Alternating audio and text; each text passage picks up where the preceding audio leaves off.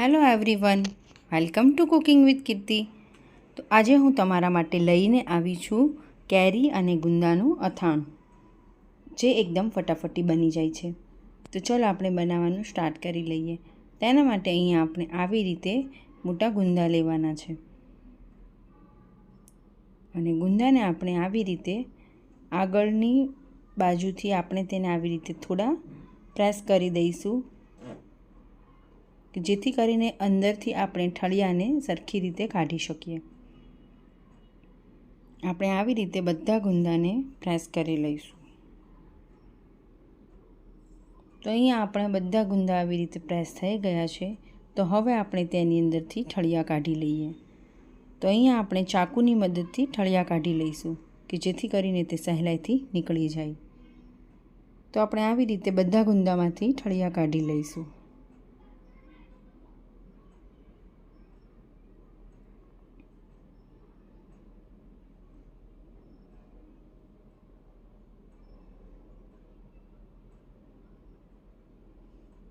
હવે બધા ગુંદામાંથી ઠળિયા નીકળી ગયા છે।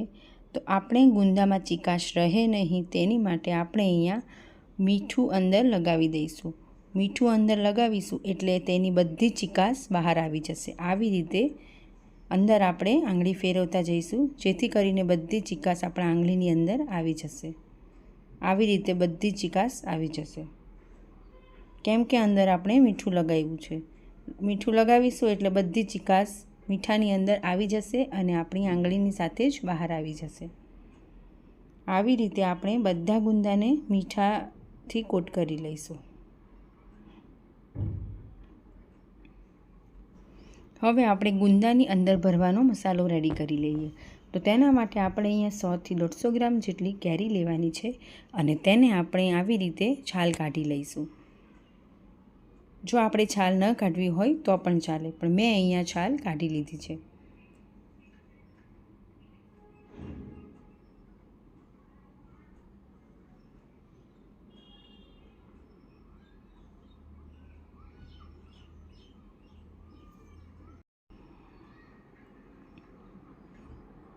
હવે કેરીની છાલ નીકળી ગઈ છે તો આપણે કેરીને છીણીની મદદથી છીણી લઈશું।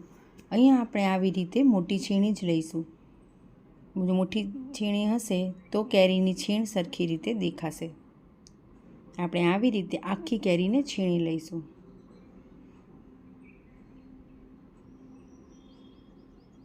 જો અહીંયા આપણને કેરી વધારે પસંદ હોય તો આપણે આખી કેરીનું છીણ અંદર એડ કરી શકીએ છીએ, નહીં તો આપણે થોડું એમાંથી છીણ કાઢી લેવાનું છે। હવે આપણે તેની અંદર જે માર્કેટમાં રેડી મસાલો મળે છે મિથિયા કેરીનો, તે આપણે તેની અંદર 100 ગ્રામ જેટલો મસાલો એડ કરી દઈશું।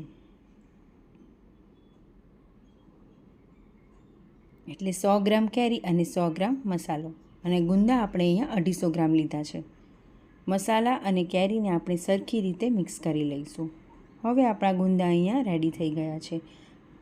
આપણે જે મીઠું લગાવીને મૂક્યા હતા તે આપણા ગુંદા રેડી છે। તો હવે આપણે તે ગુંદાની અંદર આપણે જે કેરી અને મેથીનો મસાલો બનાવ્યો છે તે આપણે તેની અંદર ભરી દઈએ। આવી રીતે આપણે થોડા તેને પ્રેસ કરીશું અને તેની અંદર કેરી અને મેથીનો મસાલો ભરી દઈશું। ગુંદાને આપણે આખા ભરવાના છે। આવી રીતે બધા ગુંદાને આપણે ભરી લઈએ।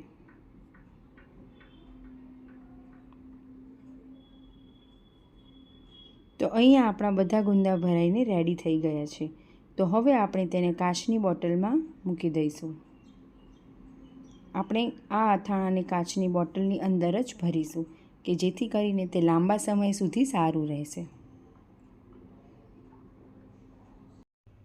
આ ગુંદાને આપણે 1 મહિના સુધી બહાર રાખી શકીએ છીએ, જેમ કે રૂમ ટેમ્પરેચર ઉપર, અને પછી આપણે તેને ફ્રીઝમાં રાખીશું તો 6 મહિના સુધી ફ્રીઝમાં એવું ને એવું રહેશે।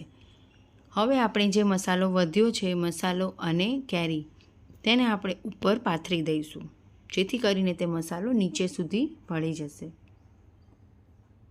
જો કોઈને આની કરતાં પણ વધારે મસાલો પસંદ હોય તો આપણે કેરી અને મસાલાનું પ્રમાણ વધારે લઈ લઈશું, જેથી કરીને ગુંદામાં મસાલાનું પ્રમાણ વધી જશે।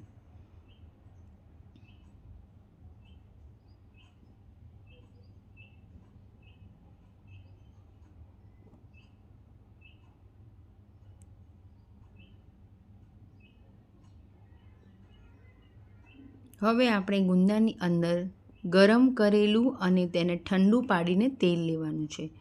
જે મેં તેલને પહેલાં ગરમ કરી લીધું હતું અને તેને રૂમ ટેમ્પરેચર ઉપર ઠંડુ થવા દીધું હતું, તે મેં 1 વાટકી તેલ લઈ લીધું છે. હવે આપણા ગુંદાનું અથાણું રેડી થઈ ગયું છે. તો એકદમ લાલ ચટક વરસ સુધી ખાઈ શકાય તેવું આપણું ગુંદાનું અથાણું રેડી છે. હેલો એવરીવન, જો તમને મારી રેસીપી ગમી હોય તો લાઇક, શેર અને સબસ્ક્રાઈબ કરો. હું તમને મળીશ કુકિંગ વિથ કીર્તિમાં. Thank you for watching. મળીએ આપણે નવી રેસીપી સાથે નવા વિડીયોમાં. Bye by.